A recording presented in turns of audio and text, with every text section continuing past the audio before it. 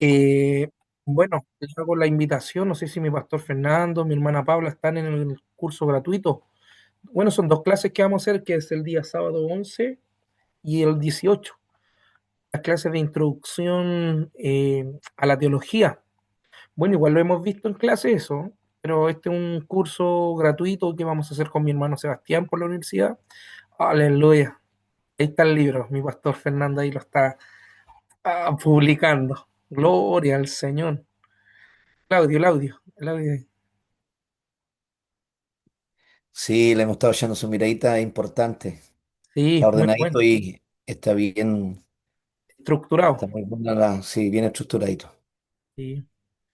Tratamos de trabajar en ese libro, bueno, lo más sencillo posible, no poner tantos términos, no, mucha teología en profundidad, porque si no la gente igual se asusta. Yo creo que tratamos, sabes que de repente estaba trabajando hasta 5 horas en ese libro, pero fue una bendición, mi pastor y mis hermanos trabajar en ese material.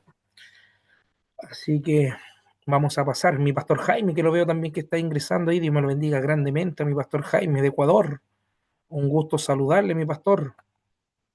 Dios le bendiga, siervo, Dios le bendiga a cada uno de los pastores en esta noche. Sabe que me cogió de sorpresa, disculpe el cambio de hora. Mm, Entonces estoy ahora acá atento, porque estoy conduciendo, pero voy a estar muy atento a todo lo que tenga que enseñarnos hoy. Que Dios les bendiga. Amén, mi pastor. Un abrazo.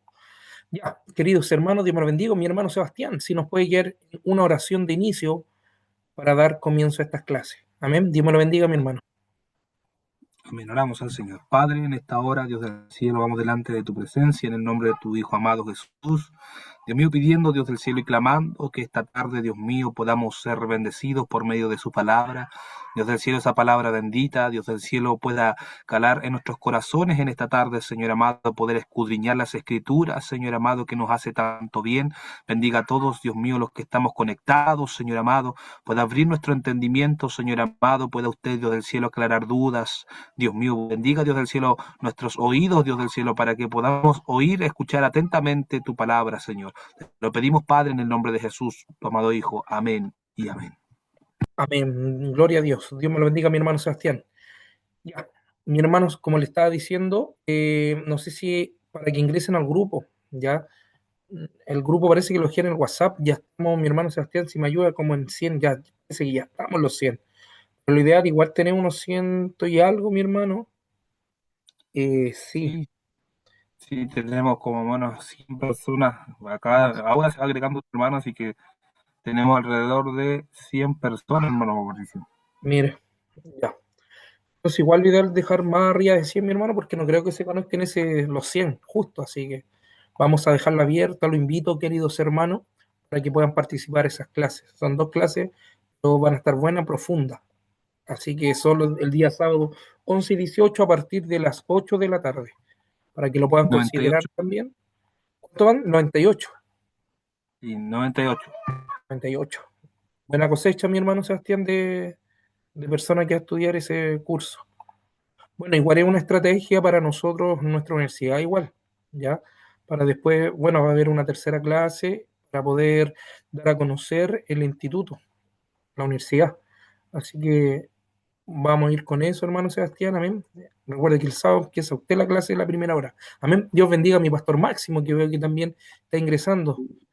Muchas bendiciones, mi pastor. Hermano, pastores, bendiciones. Amén.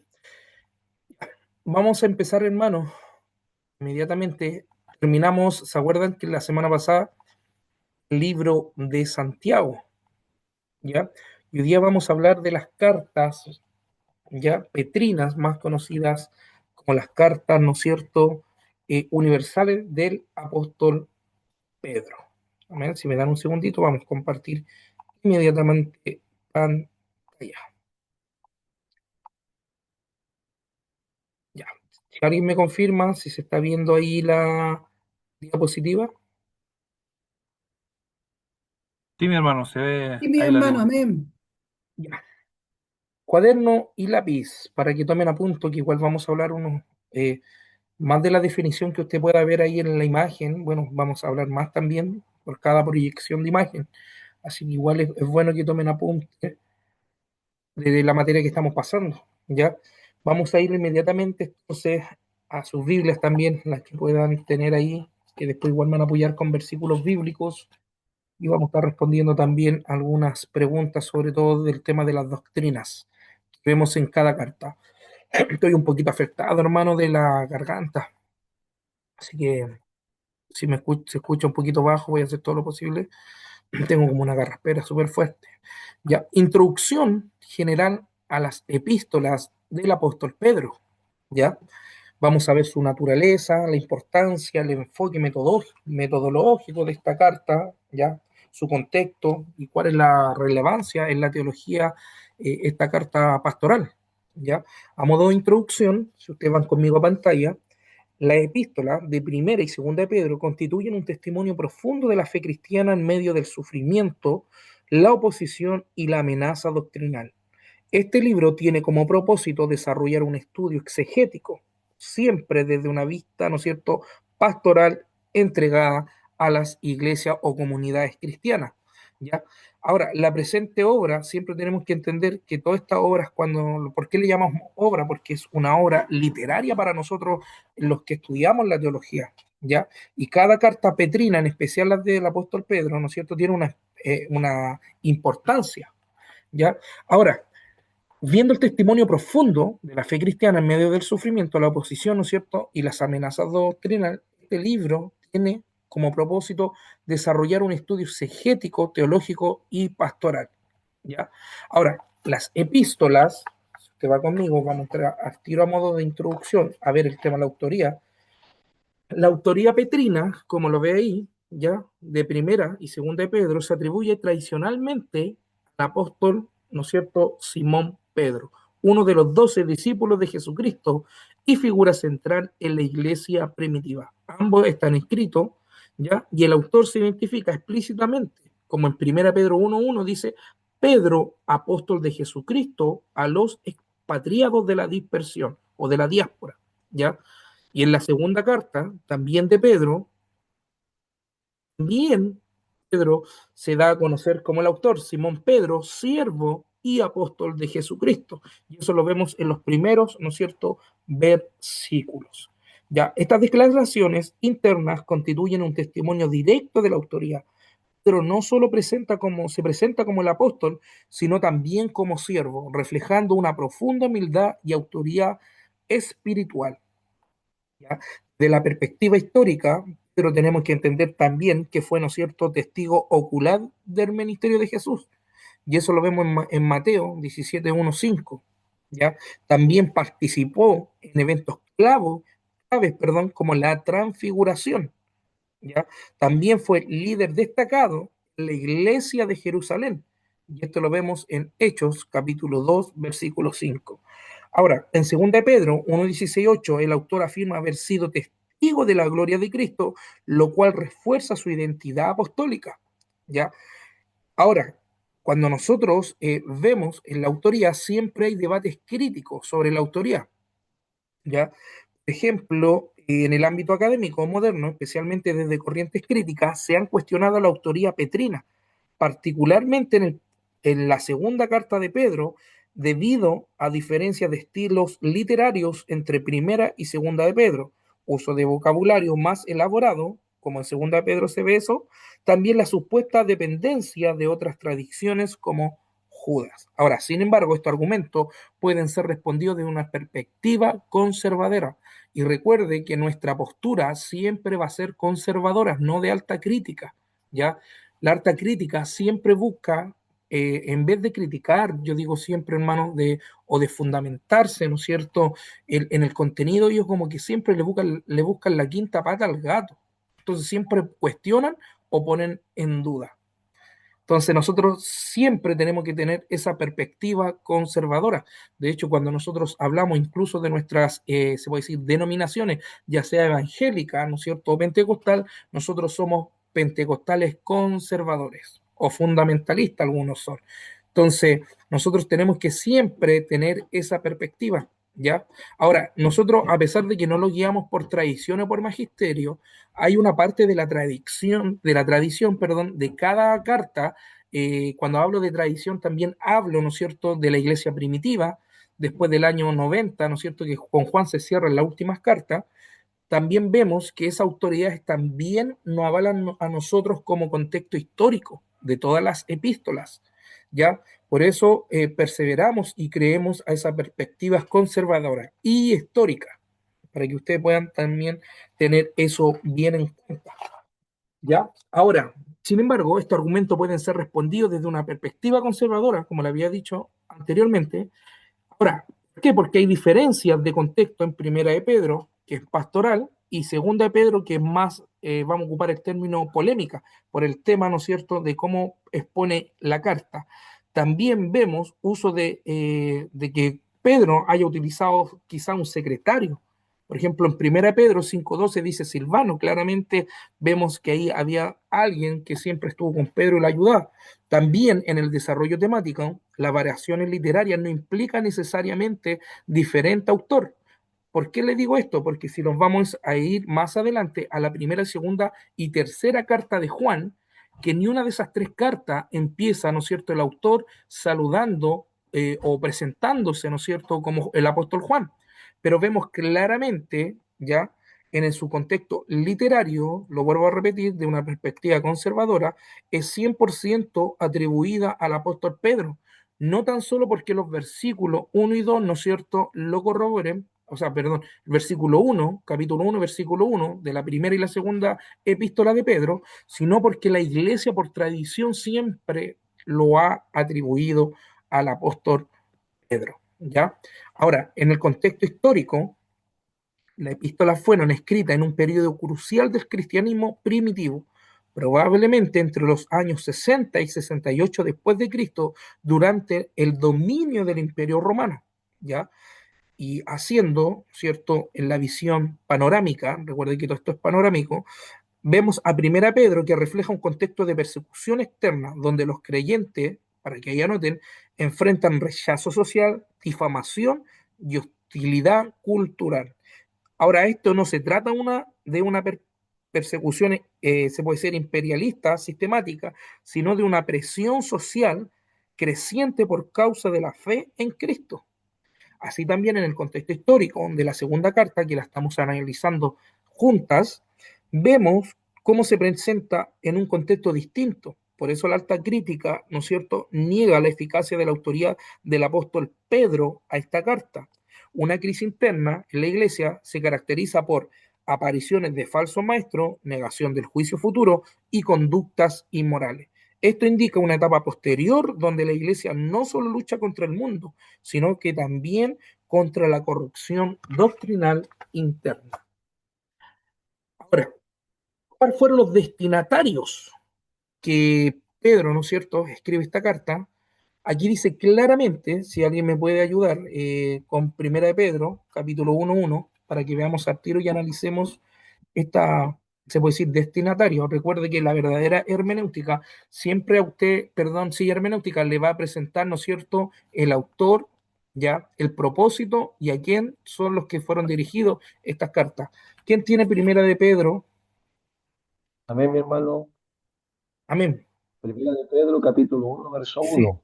sí, Pedro, Pedro, apóstol de Jesucristo, a los expatriados de la dispersión en el Ponto, Galacia, Capadocia, Asia y Bitinia.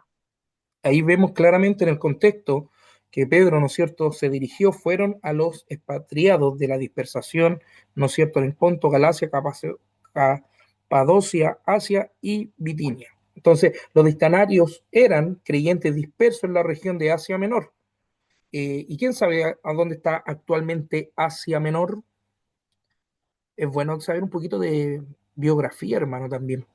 Bueno, Asia Menor se encuentra actualmente en Turquía, ¿ya?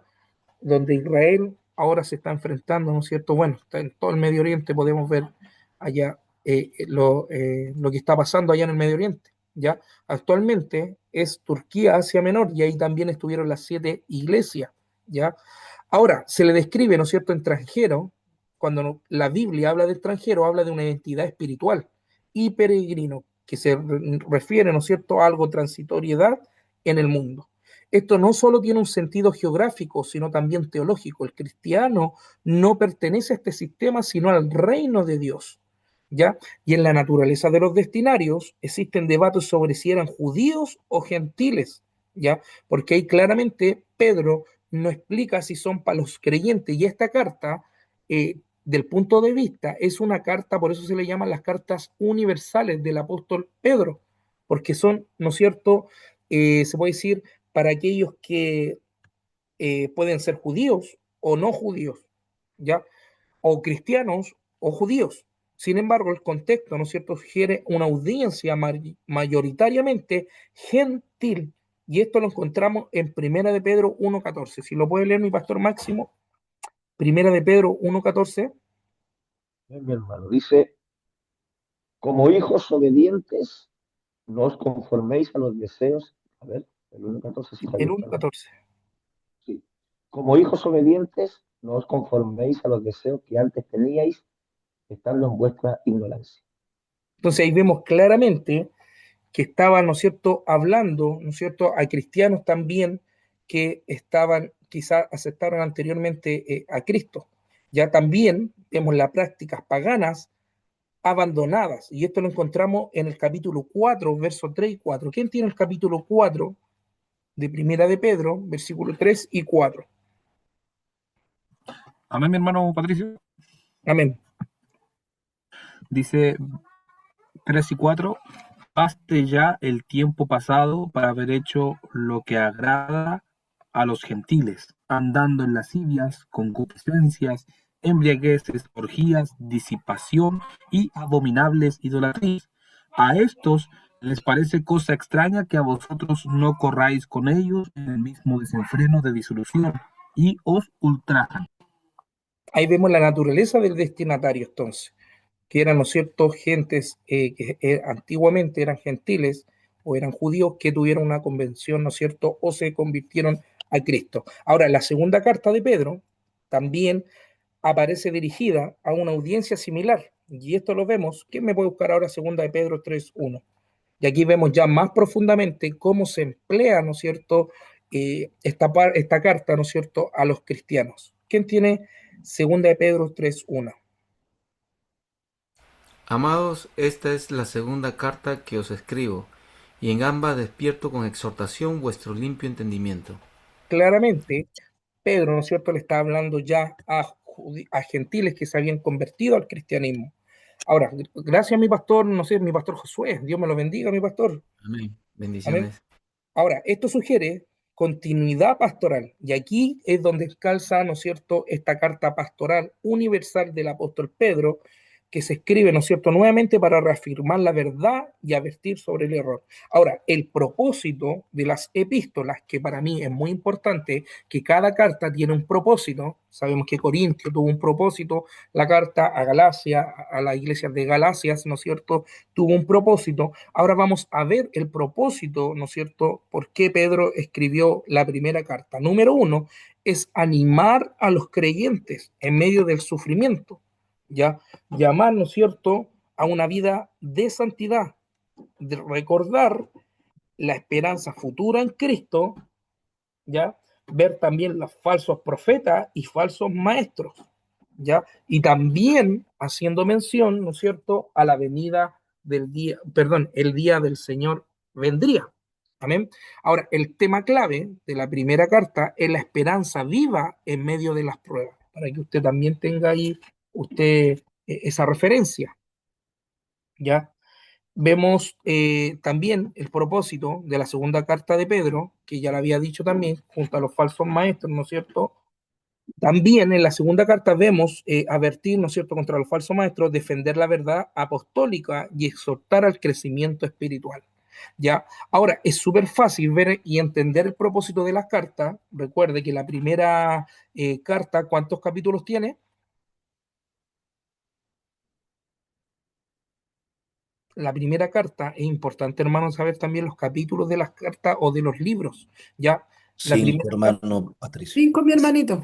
Exacto. De hecho, usted hace un análisis a la estructura, ¿no es cierto?, para estructurar esta carta, ¿no es cierto? Vemos el inicio, como Pedro, el apóstol Pedro se presenta, vemos, por ejemplo, en el capítulo 1, vivir como siervos de Dios, deberes conyugales, vemos claramente fundamentos de la vida cristiana y se nos hace más fácil tener una visión panorámica solamente con los títulos de cada capítulo, ¿ya? También eso es muy importante que usted cuando esté leyendo la escritura, y este es un tip que yo también lo abrí, que lo vamos a ver también en la hermenéutica y en la homilética, vamos a tomarlo juntos este otro año, y ahí vamos a entender un poquito cómo nosotros podemos trazar bien cada libro. Y la mejor trazación es poder identificar. Cuando yo hablo de una vista panorámica, hermano, es como que si usted se subiera a un cerro, ¿no es cierto? Y quisiera ver, no sé, toda la visual, quizás ya sea de un bosque, no sé, de un lago, usted sube no sé, a la altura más, lo que más pueda llegar, y usted va a poder ver y así se le va a hacer mejor, ¿no es cierto?, la visión o poder entender qué es lo que hay más allá. De esto se trata cuando nosotros hablamos del panorama bíblico, ¿no es cierto? O cuando hablamos de síntesis bíblica. Cuando usted en la hermenéutica quiere, ¿no es cierto?, interpretar algún libro o entender el propósito, inmediatamente usted lee los capítulos, ¿no es cierto?, de cada libro o cada carta. ¿Ya? Ahora, cuando nosotros hablamos de temas también teológicos principales, y aquí vamos a detenerlo un poquitito, queridos hermanos, que vamos a entrar ya, bueno, ahí está el propósito de la primera carta, ¿no es cierto? Llamar, ¿no es cierto?, a una vida de santidad, recordar la esperanza futura en Cristo, animar a los creyentes, y ahí el tema clave de la primera carta es la esperanza viva en medio de las pruebas, ¿ya? Y el propósito de la carta número 2, ¿no es cierto?, es advertir contra los falsos maestros, defender la verdad apostólica y exhortar al crecimiento espiritual. Y el tema clave de la carta, ¿no es cierto?, de la segunda carta, es la firmeza en la verdad frente al error. ¿Ya? Viendo, y aquí quería detenerme también, ya, la relevancia, ¿no es cierto?, para la iglesia actual, porque es muy importante llevar el contexto histórico a lo actual, ¿no es cierto? El contexto de las epístolas petrinas guarda una sorprendente similitud con el mundo contemporáneo, creyente enfrentando presión cultural, relativismo moral y falsas doctrinas dentro de la iglesia. Cuando nosotros hablamos de relativismo, ¿qué entiende usted? Si alguien puede ayudarme, ¿qué entiende por relativismo? Recuerde que la vimos. ¿Se acuerda de este concepto? Esto Que se va. algo no es absoluto. Exacto. Ya cuando nosotros hablamos, ¿no es cierto? Bueno, esta palabra es más empleada en la filosofía, ¿ya? Ahora, niegan verdades absolutas, como dice mi pastor Josué, o universales, pero cuando nosotros aplicamos, ¿no es cierto?, relativismo, ¿no es cierto?, a la teología, también vemos conceptos clave como el fundamento. Y cuando nosotros hablamos de fundamento, hablamos de verdad que son objetivas, ¿ya?, o subjetivas. Ahora, cuando nosotros también hablamos de relativismo moral, ¿no es cierto?, hablamos de argumentar que no existe el bien o el mal absoluto. Las normas morales varían según las culturas o la situación. Ahora, por ese contexto, tuvo que, ¿no es cierto?, hacer, puede ser, apologética el apóstol Pedro. ¿Ya? Ahora, el relativismo en sí, recuerde, de la perspectiva filosófica, es mala, ¿ya? Porque niega la existencia de verdad absoluta. Recuerde que para nosotros la sola escritura, ¿no es cierto?, es la verdad absoluta.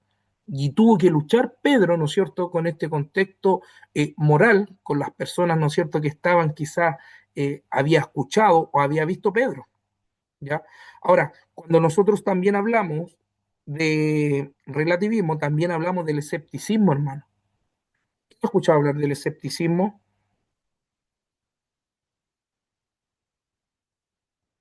¿O alguien que entienda qué es el escepticismo? Bueno, cuando nosotros hablamos, por ejemplo, esto cuando se predica, hermano, esto se ve mucho también incluso en nuestra iglesia, hermano, ¿ya? Es incluso dudar de la existencia de Dios. Incluso muchos niegan la deidad, del momento que cuando se toca el escepticismo, ¿no es cierto?, en la religión, muchos niegan o dudan la existencia de la verdad. ¿En qué sentido? En lo doctrinal, por ejemplo, creyendo que nosotros tenemos un Dios trino, ya, un solo Dios. Hay algunos que se niegan. Eso es el escepticismo, hermano, ya. Puede dudar a la existencia de verdad. Para que la anote ahí, anótelo ahí. ¿Qué es el escepticismo? Y ahí le coloca que puede dudar de que exista la verdad. Y en cambio el relativismo afirma que la verdad quizás sí puede existir, para que tengamos esos conceptos filosóficos que también nos ayudan mucho para poder estudiar a fondo, ¿no es cierto?, ciencias bíblicas y ciencias, se puede decir, secular. También vemos las falsas doctrinas que se estaban ingresando en la iglesia. Ahora, Pedro ofrece una respuesta clara bajo a estas, ¿no es cierto?, se puede decir, diferencias que tenían, ¿no es cierto?, cierta, no diferencias, sino que practicaban, algunos creían en el tiempo del apóstol Pedro, lo podemos ver actualmente. Pedro nos anima a perseverar en el sufrimiento, también en la fidelidad a la verdad, esto refiere a la doctrina, y también vivir una vida santa en medio de la corrupción. ¿Bien?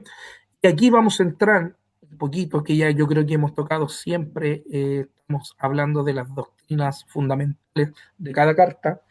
Yo creo que el tema de la salvación por gracia de Dios, bueno, ya todos lo sabemos, la gracia, ¿no es cierto?, de Dios, vemos la santidad del creyente, vemos el sufrimiento del cristiano como doctrina fundamental, vemos a Cristo como ejemplo supremo, vemos vida en comunidad, vemos la esperanza viva y vemos el sacerdocio de los creyentes y vida en comunidad. Amén. Y en la segunda carta, si usted va conmigo, vemos las doctrinas fundamentales de segunda de Pedro, vemos el conocimiento de Dios, epignosis, más conocido en griego, ¿no es cierto?, que es el crecimiento espiritual por el conocimiento transformador. Recuerde que el verdadero, ¿no es cierto?, crecimiento, ¿no es cierto?, produce un conocimiento transformador. Ahora, la inspiración y autoridad de la Escritura. Los santos hombres de Dios hablando, siendo inspirados por el Espíritu Santo, ícono, versículo que nosotros tomamos para hacer apologética o para ver la bibliología. ¿Ya? Ahora, ¿por qué nosotros creemos? Hace poquito un pastor me llamó y me comentó sobre los deuterocanónicos. ¿Por qué? Y esta pregunta, yo pasé un bibliología al principio de las clases, yo me recuerdo. ¿Qué? Si alguien me puede ayudar, ¿por qué nosotros no tenemos los deuterocanónicos, ¿no es cierto?, en nuestro canon? Si alguien me puede ayudar con eso o tenga una visión, ¿por qué nosotros no creemos a los libros apócrifos? Tal vez siervo porque se les considera no inspirados, pues se escribieron en el tiempo donde hubo los 400 años de silencio. Muy bien, mi pastor Jaime. Amén, amén. Número uno, ¿no es cierto?, es porque no fueron inspirados.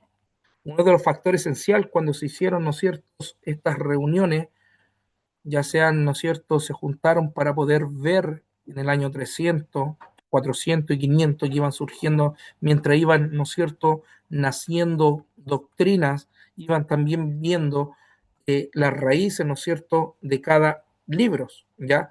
Ahora, las razones más fundamentales, hermano, yo quiero que la note o para que tengamos, para que podamos defender también, porque nosotros tenemos los 66 libros. Recuerde que siempre hay gente malintencionada o falsos maestros que buscan, ¿no es cierto?, eh, que la Biblia tiene errores, que la Biblia, ¿no es cierto?, le faltan libros. No. Nosotros, ¿por qué creemos, ¿no es cierto?, que los 66 libros que tenemos, ya sea el Antiguo Testamento o el Nuevo Testamento, y por qué no reconocemos otras escrituras? Es número uno por lo que dijo mi pastor Jaime, ¿ya? Por la falta de inspiración, ¿no es cierto?, de la escritura. También falta el del reconocimiento judío. Por ejemplo, si hacemos un contexto, por ejemplo, del libro, no sé, del Evangelio de Tomás, de María, de hecho está el Apocalipsis de Pedro, y también está bueno, está Tomás, está el Evangelio también de Nicodemo, que encontraron también hace poco. Bueno, para empezar, los judíos no reconocieron o no tomaron, ¿no es cierto?, como inspiración, ni tampoco la iglesia primitiva se afirmó en estos textos. Entonces, solamente por falta de reconocimiento. Los libros apócrifos, por ejemplo, del Antiguo Testamento, del Antiguo Testamento nunca fueron aceptados como escritura sagrada. Por ejemplo, Jesús nunca habló de los primeros o segunda de Macabeo o el segundo libro de Esther, ¿no es cierto? Judith. Nunca Jesús o los apóstoles hicieron menciones de esos libros. ¿Ya? También nosotros negamos estos libros porque las autoridades de estos libros son dudosas y llenas de errores. Contradicen, ¿no es cierto?, los otros libros. Este otro año, cuando veamos la bibliología, va a quedar asombrado, queridos hermanos pastores, cómo los libros de los macabeos, ¿no es cierto?, apoyan el espiritualismo en el sentido de ir a orar por los muertos, y de ahí se toman los católicos también. ¿Ya? También no son libros proféticos, anote eso. Los libros, ¿no es cierto?, se puede decir deuterocanónicos o apócrifos, hermano, perdón, no son libros proféticos. Los autores de los propios libros apócrifos a menudo reconocen que no son profetas, ¿ya? También vemos que hay diferencias, más que nada en nuestra Biblia, con los católicos, ¿ya? Para que usted anote esos puntos. Ahora, también, como doctrinas, ¿no es cierto?, vemos la advertencia contra los falsos maestros. También vemos la segunda venida de Cristo, la certeza del regreso del Señor, que Dios es paciente, ¿no es cierto?, como lo dice el apóstol Pedro, el juicio final, fin del mundo, juicio de los impíos. Deme un segundito, querido hermano, que me están llegando. Ya, no se preocupe, hermano, que tiene mala señal, me comenta, ya. También vemos el juicio final, ¿no es cierto?, y el crecimiento espiritual. Cuando nosotros hablamos, ¿no es cierto?, de crecer, tenemos que crecer en fe, virtud, conocimiento, dominio propio, paciencia, piedad, afecto fraternal, amor, ¿no es cierto?, es la escalera virtual de virtudes cristianas, para que la note ahí. Nosotros tenemos que crecer en fe, en virtud, en conocimiento, en dominio propio, paciencia, piedad y afecto fraternal y amor. Ahora, para ya estar terminando, que vamos a entrar, hermanos amados, a la primera y segunda y tercera carta del apóstol Juan, a modo de conclusión, la principal, ¿no es cierto?, de las primeras cartas de Pedro es animar a los creyentes a mantenerse firmes en su fe y esperanza, viviendo en santidad y amor fraternal, a pesar de la persecución y el sufrimiento. También, ¿no es cierto?, vemos que tenemos que vivir confiados en la salvación eterna y la gloria venidera que Dios garantiza a través de Jesucristo. También vemos la segunda conclusión principal de la segunda carta de Pedro, es una exhortación final a crecer en la gracia y el conocimiento de Jesucristo, manteniéndose firme en la fe vigilante ante los falsos maestros, viviendo de manera santa y piadosa, mientras espera la promesa de la venida del Señor y de un cielo nuevo y una tierra nueva. ¿Amén? Y ahí terminamos el panorama bíblico de la carta de primera y segunda de Pedro. ¿Amén? ¿Alguna pregunta basada en esta carta? Si me dejan un segundito, que vamos a poner inmediatamente la diapositiva de primera y segunda y tercera de Juan. Si alguien me confirma, si se ve ahí. Mm, Sí, mi hermano, se ve. Sí, hermano, se ve. Ya. Ya, hermano, aquí vamos a entrar a una carta de, ya terminando, ya los quedaría la carta de Judas, hermano, que esta es una carta para mí igual muy buena del apóstol Juan. Ahora, en la autoridad de esta carta, hermano, siempre volviendo al tema de la alta crítica, que para mí no es muy buena la alta crítica, vemos claramente, si usted va conmigo inmediatamente, a las tres primeras, se puede decir, versículos, queridos hermanos, de la carta, ¿no es cierto?, de Juan. ¿Quién tiene la carta de Juan ahí, hermana, que me pueda ayudar? Y me lee el primer capítulo de la primera carta y el primer versículo. El primer versículo. Dice, lo que era desde el principio, lo que hemos oído, lo que hemos visto con nuestros ojos, lo que hemos contemplado y palparon nuestras manos tocante al verbo de vida. Ya, y el otro capítulo, el libro número 2 de Juan, o la segunda carta, mi pastor Josué, versículo 1. El anciano a la señora elegida y a sus hijos, a quienes yo amo en la verdad, y no solo yo, sino también todos los que han conocido la verdad. Ya, y la tercera epístola de San Juan, el apóstol. El anciano a Gallo, el amado, a quien amo en la verdad. Ya.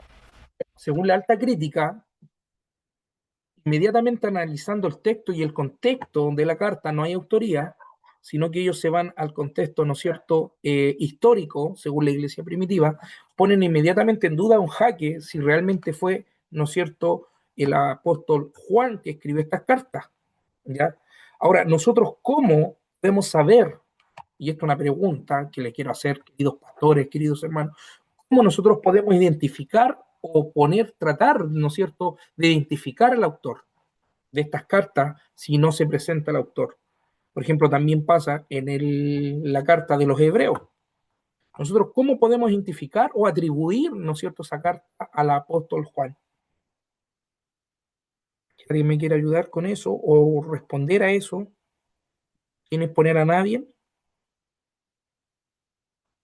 ¿Qué cree que son atribuibles al apóstol Juan?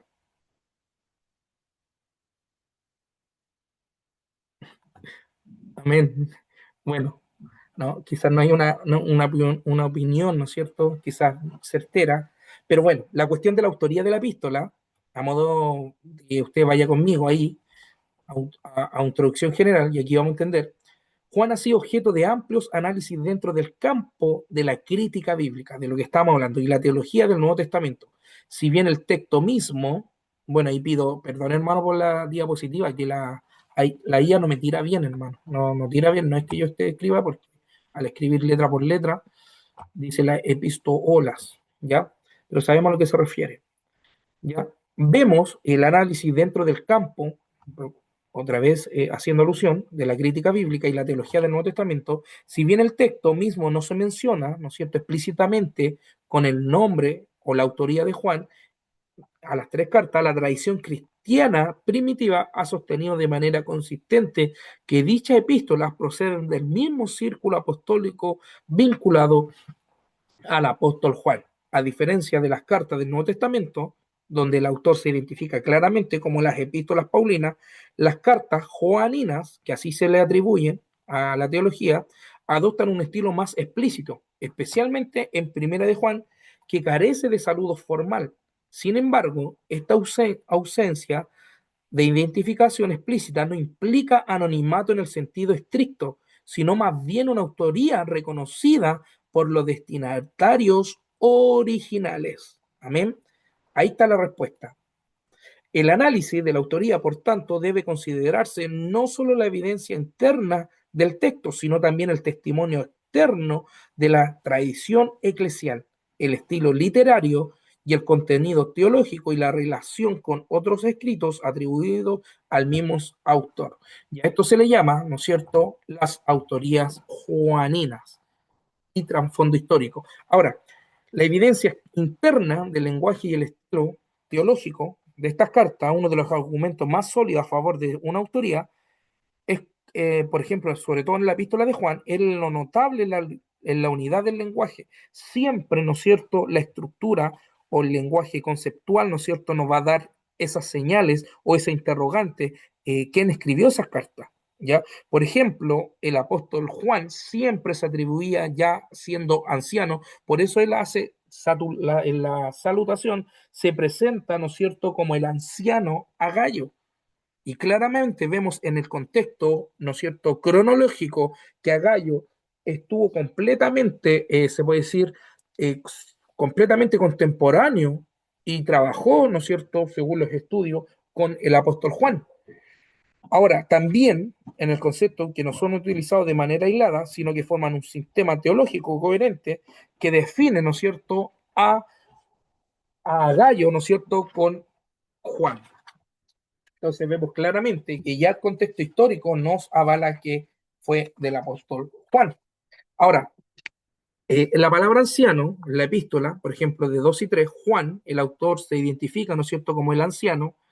Esta designación ha generado diversa interpretación, como el título de la autoridad espiritual, que es probable que el término no se refiere simplemente a la edad, sino a una posición de liderazgo y autoría dentro de la comunidad cristiana. Entonces, como ya habían la mayoría de los apóstoles muertos por causa de Cristo y haciendo anciano, Juan tampoco no se refiere a su edad, sino al liderazgo, ¿no es cierto?, que ya estaba quedando el único de los apóstoles cuando se escribió esta carta. También se ve la identificación como el apóstol Juan.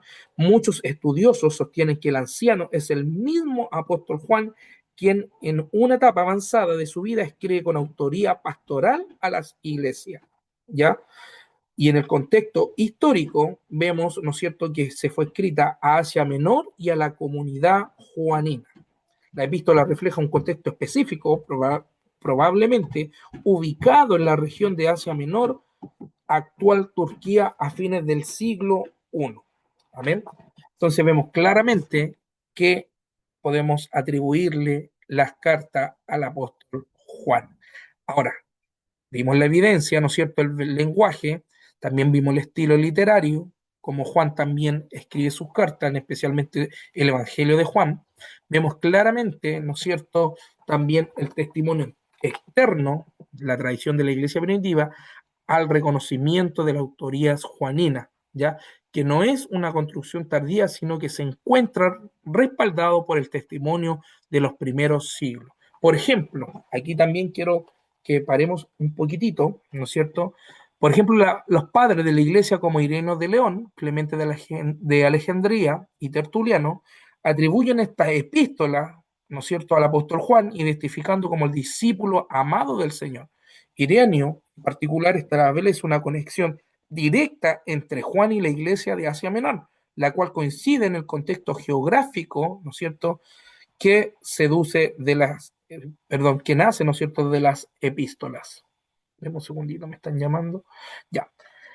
Vemos entonces claramente, ¿no es cierto?, que la patrística nos enseña esta postura de que la iglesia, ¿no es cierto?, emplearon estas cartas y le dieron la autoría al apóstol Juan. Eso dice el anciano, ¿no es cierto?, y su identidad, como 2 y 3 de Juan, como lo habíamos leído. Vimos el título de la autoría espiritual, es probable que el término no se refiere simplemente a la edad, sino a una oposición del liderazgo.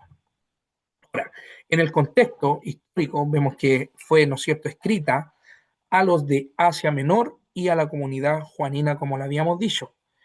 Ahora, el propósito de las epístolas, que siempre para mí es importante, el propósito. Ahora, la carta de Juan no fue escrita en un vacío teórico, sino en respuesta a las necesidades concretas.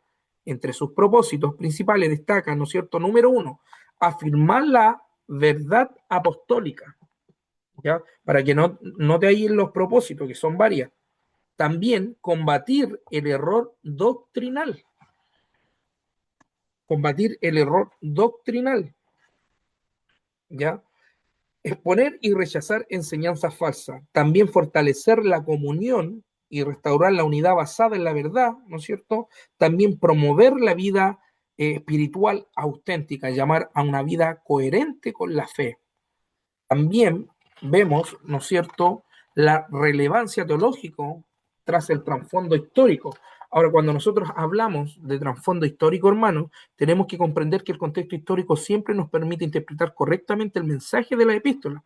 No se trata de documentos abstractos, sino de escritos profundamente encarnados en la realidad de la iglesia primitiva. En énfasis en la verdad, el amor y la santidad, no es accidental, sino una respuesta directa a los desafíos del momento. De este modo, el trasfondo histórico no solo ilumina el texto, sino que revela la intención pastoral del autor, preservar la pureza del evangelio y asegurar la autenticidad de la vida cristiana. Amén.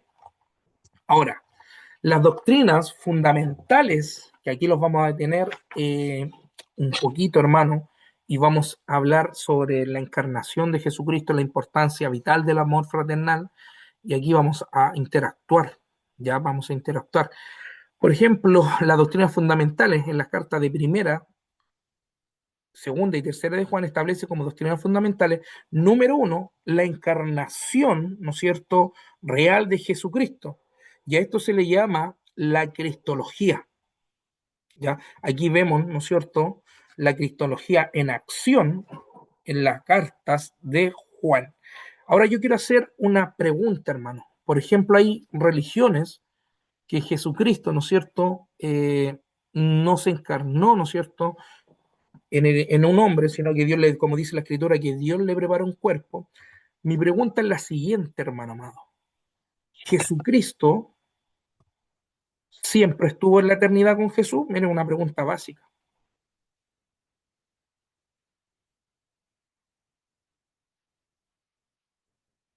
Hermanos, ¿No le escuché bien la pregunta, siervo? ¿la Biblia no enseña la reencarnación? Es mejor así la pregunta. ¿O Jesucristo sintió antes de reencarnarse?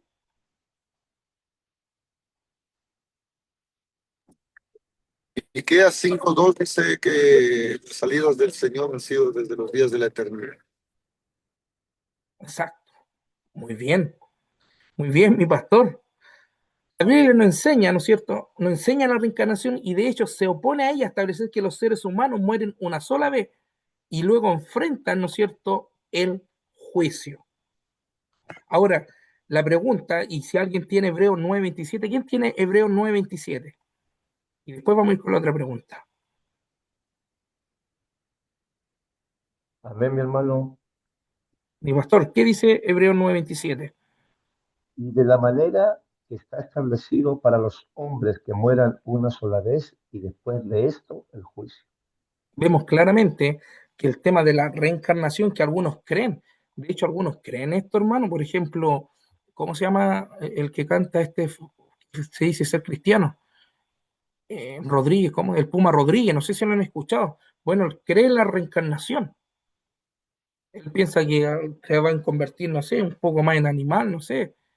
Entonces, este es una, también, hermano, son enseñanzas que son completamente distorsionadas, lo que la Biblia nos enseña.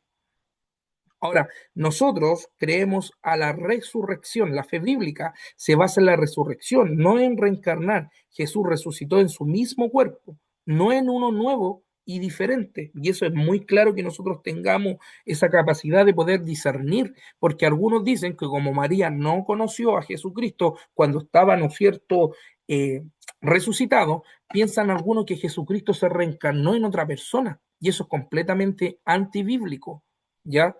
Ahora también vemos el caso de Elías y Juan el Bautista. Ya, por ejemplo, algunos dicen que Elías se reencarnó en el Juan el Bautista. Y ese también es una doctrina de engaño, hermano, porque él recibió el espíritu que tenía quizá Elías en el sentido del carácter, en los atributos que tenía el profeta Elías. Pero no por eso vamos a decir que, no sé, se reencarnó Elías en el Juan el Bautista. ¿Ya? Eso dice claramente, ¿no es cierto?, que el espíritu y el poder de Elías estaban ¿dónde? En Juan. Ahora, la Biblia a nosotros, obviamente, nos habla de un nuevo nacimiento, pero eso no es una reencarnación, sino que es algo espiritual. Por eso me gusta lo que le dijo, ¿no es cierto?, Jesús a Nicodemo, de cierto te digo que el que no nace del espíritu y del agua, ¿no es cierto?, no puede ir al reino de los cielos. Eso se refiere meramente, ¿no es cierto?, se puede decir explícitamente a lo espiritual. ¿Ya? Entonces hay que tener cuidado con el tema de la reencarnación. Y ahora la pregunta que le iba a hacer a mi pastor Jaime, si Jesucristo estuvo antes, ¿no es cierto?, de esta fundación del mundo, ¿y cómo estuvo Jesús en la eternidad? Una muy buena pregunta.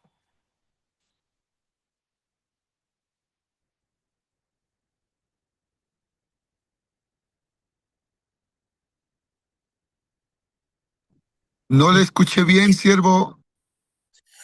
Ahora, nosotros tenemos una postura, mi pastor Jaime, lo que le iba a decir yo, la pregunta, si Jesús, ¿cómo estuvo en la eternidad con Dios?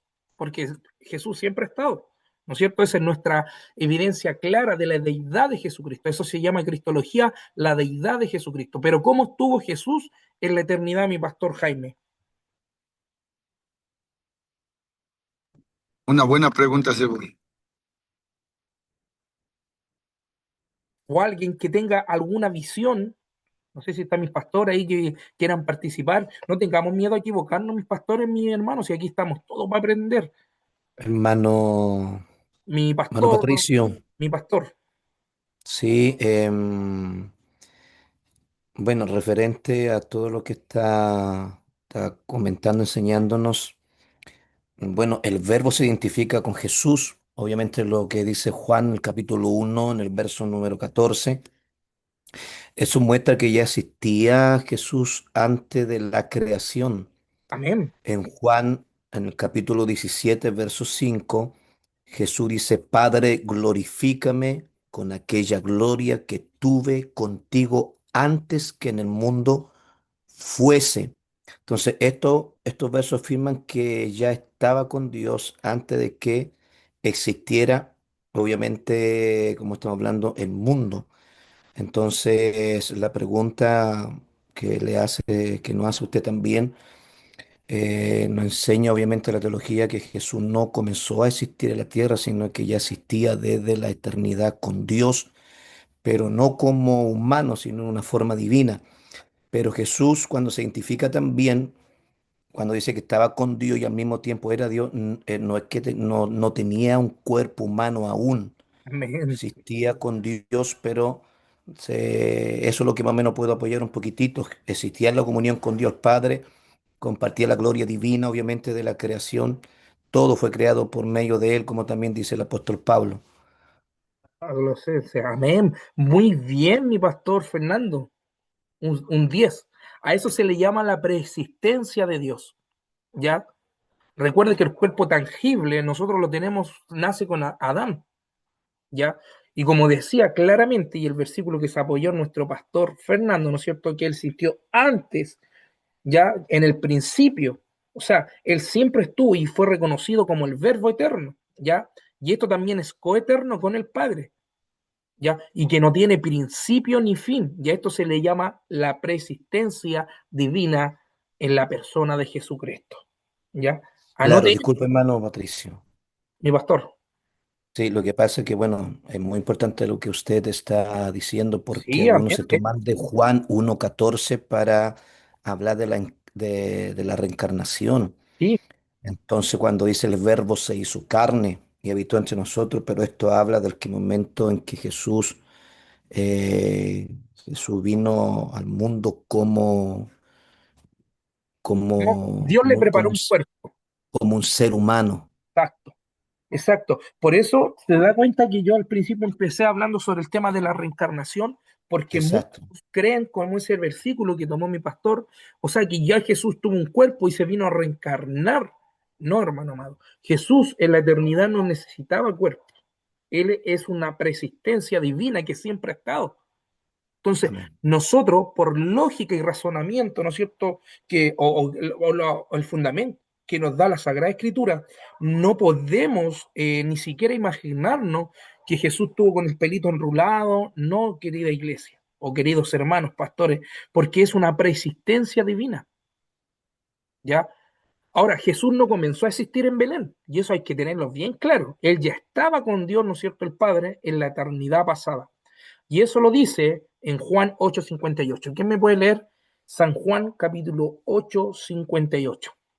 Es como la típica pregunta también que lo hacemos, si alguien me puede ayudar con ese versículo, ¿cómo podemos, ¿no es cierto?, y lo atribuyen a un ser humano, a Dios en sí, porque a imagen de él fuimos creados y le crean un cuerpo corpóreo, ¿no es cierto?, o fisiológico, le crean a Dios cuando nosotros ni siquiera en ese pensamiento podríamos tenerlo ni en mente. ¿Quién tiene San Juan Amén. 5:8? Dice, Jesús les dijo, de cierto os digo, antes que Abraham fuese, yo soy.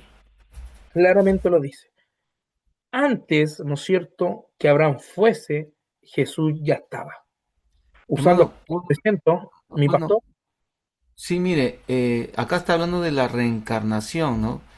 Pero no se toca el tema de la encarnación, cuando el Dios hizo hombre. es que para allá vamos, mi pastor. Ah, Para ok, allá, ok, ya, sí, sí, disculpe, hermano. se me adelante. No, está bien, mi pastor, sí, pero para allá vamos, ¿ya? Entonces estamos hablando de la preexistencia, vemos claramente que Juan, ¿no es cierto?, declara antes que Abraham se fuera en yo, o sea que ya estaba Dios, Y aquí viene, ¿no es cierto?, después la naturaleza dual. ¿Quién ha escuchado hablar de la naturaleza dual?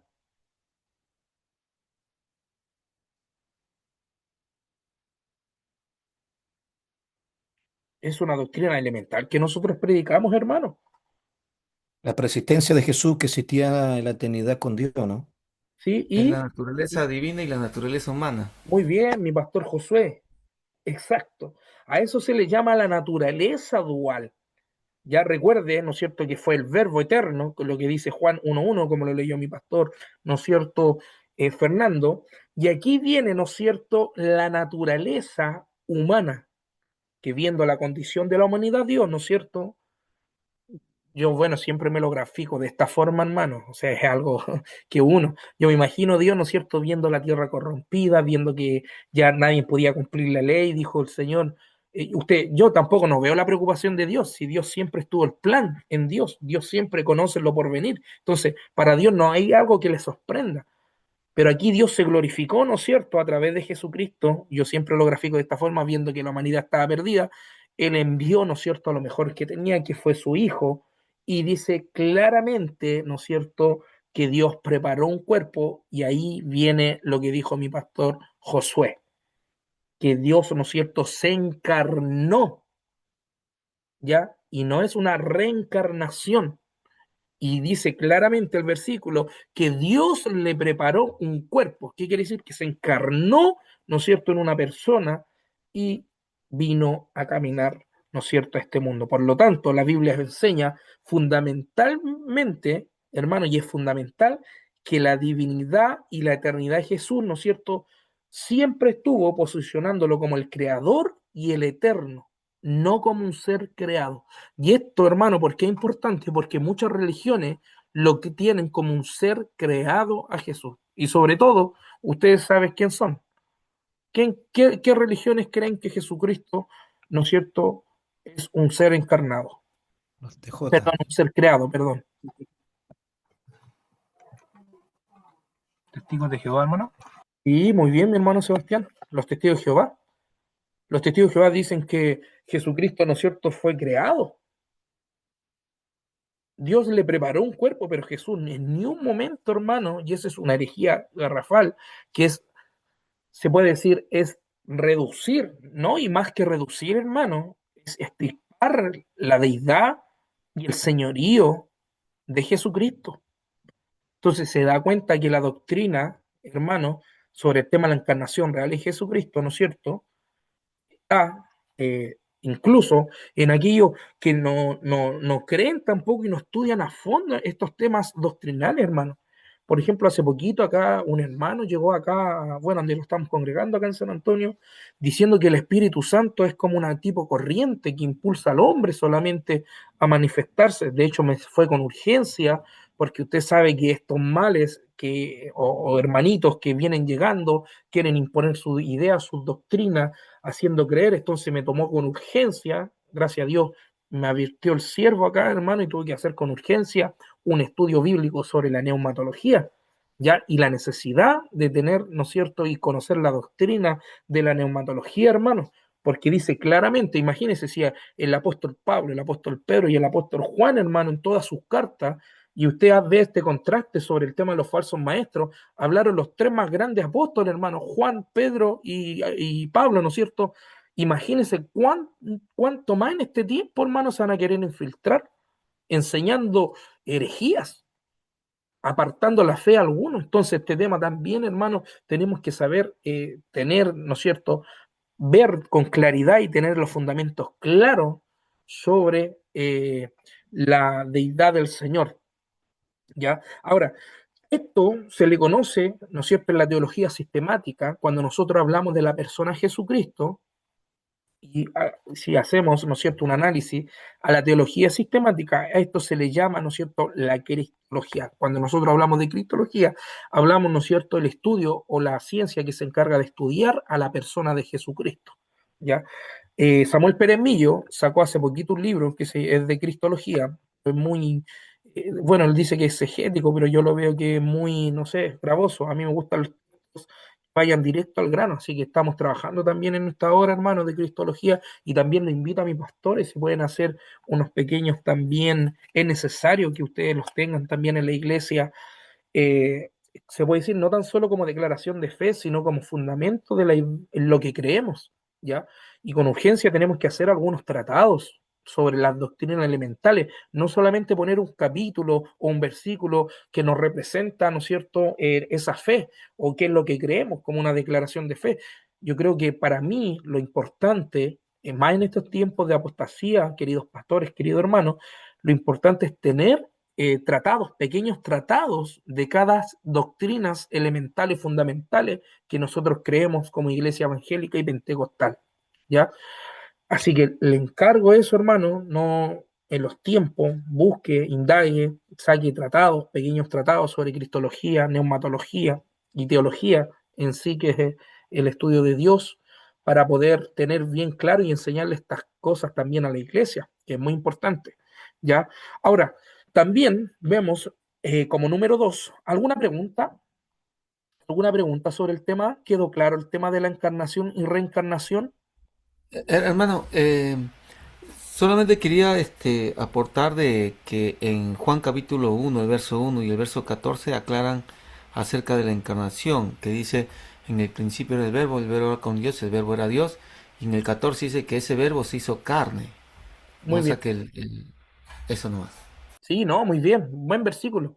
Él se hizo carne, la palabra, el logo, ¿ya?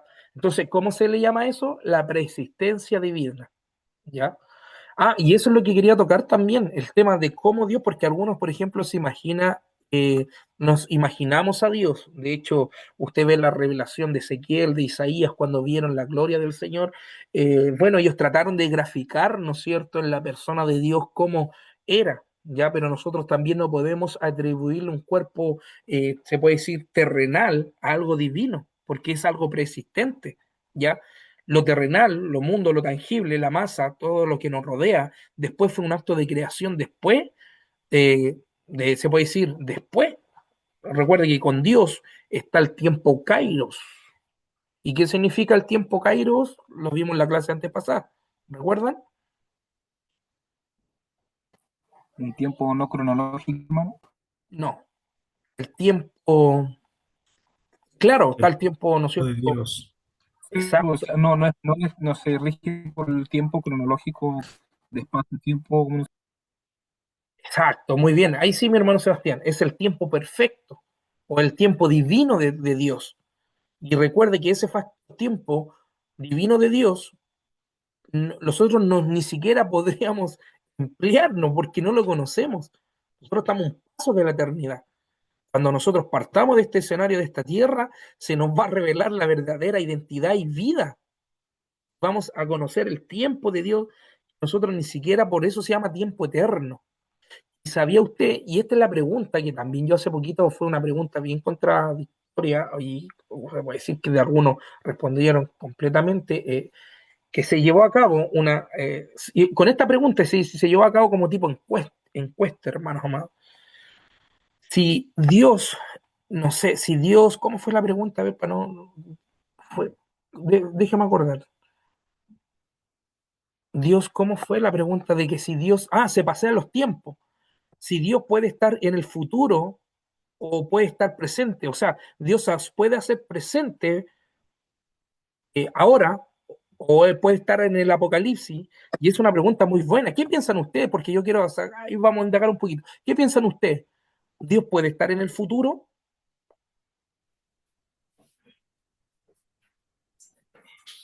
No tenga miedo a equivocarse si vamos aquí a hacer una pregunta basada en el tema de la preexistencia de Dios. Tiene el micrófono ahí abierto. Según cuando nosotros estudiamos los atributos de Dios, decimos que Dios es omnisciente, omnipresente, omnipotente. Muy Y por bien, supuesto, hermano. Exacto. La pregunta es, ¿Dios se pasea en los tiempos?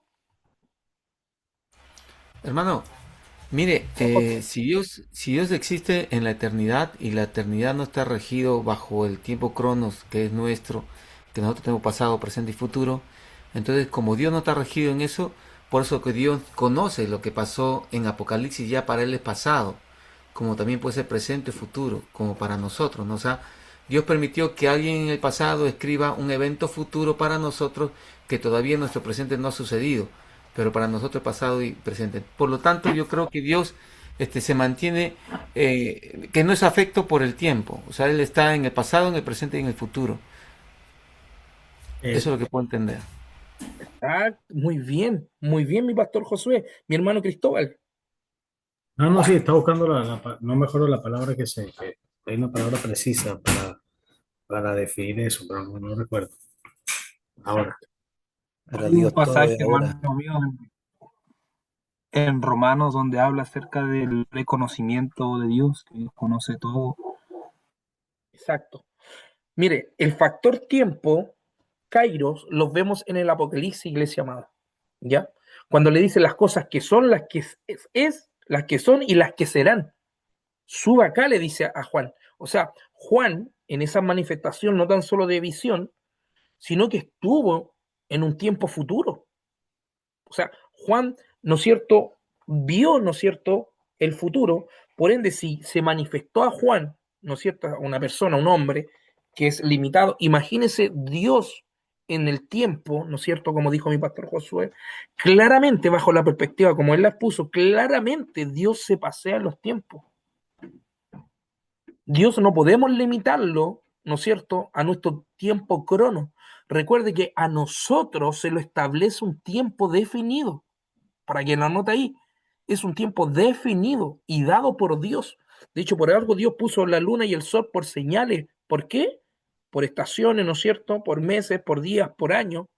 Entonces, el efecto natural, que ya sea el sol o la luna, a nosotros nos produce un tiempo, ¿no es cierto?, que está fuera de la lógica del tiempo de Dios.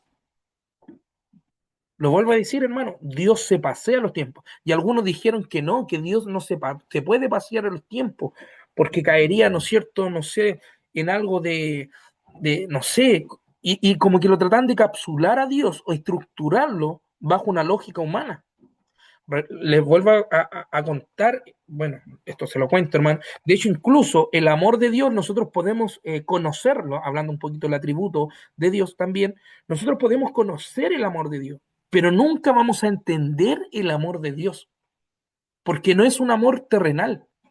Lo mismo pasa en la justicia de Dios. Nosotros creemos en la justicia, aplicamos a justicia, vivimos en la justicia, pero la justicia de Dios nunca usted la va a poder entender.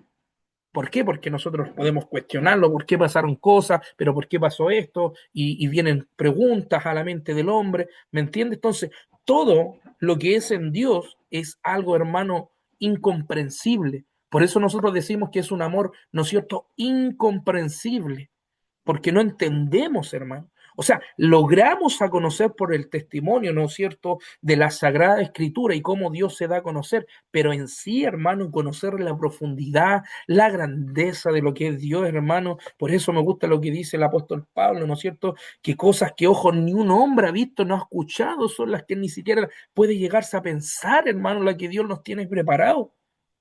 Entonces, bajo nuestra lógica, ¿no es cierto?, reducimos a Dios, le ponemos un cuerpo, creemos que Dios es algunos creen que Dios es un tatita, que anda con un bastón. O sea, la gente se impía, o la gente, ¿no es cierto?, que no ha aceptado al Señor, tiene una visión a través de lo que le muestra la tele, a través de lo que le muestra, ¿no es cierto?, una imagen. Por eso el Señor dice, no te hagáis imágenes. Y ese es un mandamiento, hermano. Y usted se ha entendido por qué Dios nos manda, y es un mandato, ni siquiera a pensar ni a hacernos figura, ¿no es cierto?, de Dios, de lo que está ni en el cielo. Por lo mismo, porque el hombre siempre va a tener esa interrogante de cómo es Dios, que cómo si tenía un cuerpo Jesucristo en la eternidad, si Dios tiene un cuerpo, no sé si hay algunos, ¿cómo se llaman estos caballos que tienen cuernos? ¿Cómo se llaman? Los unicornios. Algunos creen que hasta unicornio hay. Entonces, hermano, no podemos hacerlo, ¿no es cierto? Va a estar preparado cuando nuestro cuerpo, ¿no es cierto?, muera y nuestra alma, ¿no es cierto?, vaya a la presencia de Dios, vamos a entender y ahí se nos van a dar, con claridad se van a revelar estas verdades ocultas. oculta, hermano, porque hay muchas cosas que a Dios le plació solamente escribir desde Génesis y Apocalipsis. Imagínense que las declaraciones de los apóstoles dijeron que no caerían, ¿no es cierto?, ni libros, hermano, con toda la hazaña que hizo Jesús en el tiempo crono. Imagínense, hermano, se nos fuera revelada la eternidad. Por eso, hermano, el Dios que servimos, hermano, es un Dios grande. De hecho, es más, los mismos judíos, querida hermano, iglesia, ni siquiera ellos, por eso ellos pelean con los cristianos o pelean con el cristianismo, porque nosotros apropiamos a Dios, le ponemos nombre a Dios. ¿Ya? Obviamente el tetragramón nosotros lo afirmamos de ellos, pero ellos no entienden eso también, que al traducirse, ¿no es cierto?, el tetragramón de las 4 letras consonantes y al pasar la otra del es claro, ahí sale la palabra Yahvé, Jehová, al español. Pero ellos ni siquiera, los judíos, iglesia amada, tienen esa capacidad de poder ponerle un nombre a Dios, porque los judíos saben, y eso es lo lindo de ellos, que ellos saben que Dios es eterno, que fuera de Él no hay nadie. Por eso le dicen Adonai, el Shaddai, Elohim. O sea, Dios no necesita un nombre propio porque Dios es todo. Bendito sea Dios. Entonces, nosotros, hermano amado, creemos, ¿no es cierto?, en la preexistencia divina de Dios y que Dios se pasea en los tiempos. ¿Habrá algo imposible para Dios? Esa es la pregunta que yo expuse. ¿Habrá algo posible para Dios? Si Dios llevó a Juan, ¿no es cierto?, le mostró cuánto más Él, ¿no es cierto?, que está en la eternidad de Dios. Amén. Bueno, ahí no, me salté un poquitito. Estamos, amén. ¿Estamos bien? ¿Alguna otra pregunta, queridos hermanos? ¿Se entiende todo lo que hemos estado hablando, ¿no es cierto? Sobre el tema de la encarnación, sobre el tema del... Esto es cristología, hermano, completamente cristología. ¿Alguna pregunta?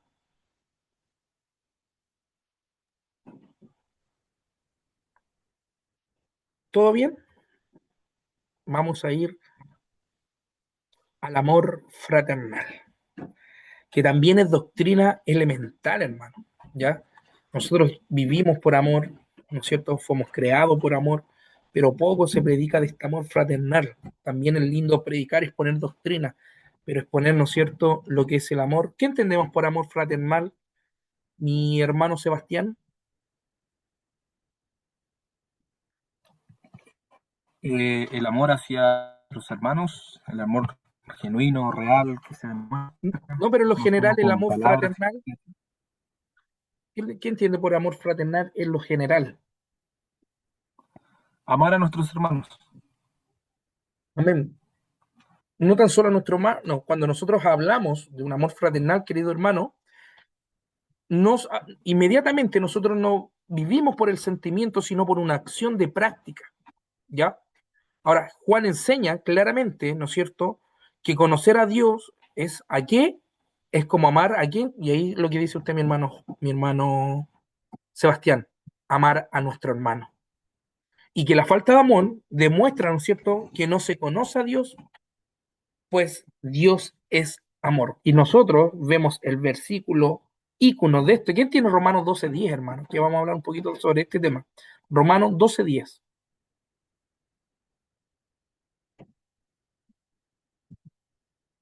¿Cari me puede leer? Amaos los unos a los otros con amor fraternal en cuanto a honra, prefiriéndoos los unos a los otros. Muy bien. Amándonos unos a otros. Amén. Ahora, si usted, ¿quién tiene el diccionario Strong por ahí?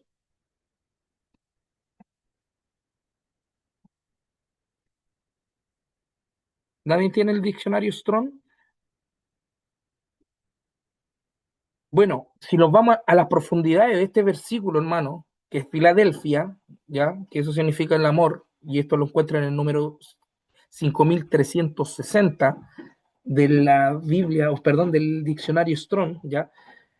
Que de ahí viene la palabra fileo, que significa amar, y edelpos, por eso se llama Filadelfia, que significa amar a hermano. Y este significa, se refiere al amor de hermano en la fe, la armonía dentro de la comunidad eclesial y el afecto cálido, sincero entre amigos cercanos, diferenciándolo, ¿no es cierto?, de un amor romántico, que es amor que sale ahí, ese romántico, sobre todo que sale en hebreo, que sale en ese amor que es ereos, ¿ya? Que es un amor, se puede decir, romántico, pero el amor que nosotros profesamos, lo vuelvo a decir, es un amor ágape, ¿ya? Y esto se utiliza para exhortar a los cristianos a amarse mutuamente como una familia, como había dicho Romanos 12:10 y también Primera de Pedro. ¿Quién tiene Primera de Pedro 1:22?